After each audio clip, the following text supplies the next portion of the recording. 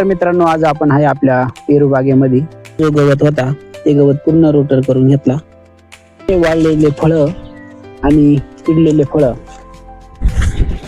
हे असे किडलेले फळं हे पूर्ण आपण तोडून आणि झाड पूर्ण सफाई केला, जेणेकरून आपलं येणारे जे फळ आहेत ते सदृढ राहतील.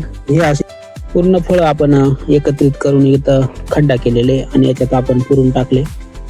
मित्रांनो, हे सर्व आपण आपल्या पेरू बागेत पुढे येणाऱ्या ह्या फळांवरती माशीचा अटॅक होऊ नये याच्यासाठी आपण असं केलेलं आहे. मित्रांनो, आता पराग सिंचनाचं काम मधमाशांनी चालू केलेलं आहे आणि आपल्या पेरू बागेला चांगली सेटिंग आता होऊ राहिली आहे पेरूची.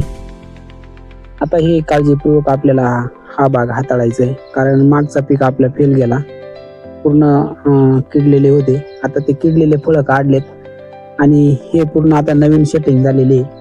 तर आता हे पीक घेण्यासाठी आणि पुढच्या पिकाचं नियोजन करण्यासाठी आपण आता याची छाटणी करणार आहे आणि याची छाटणी आपण चालू केली.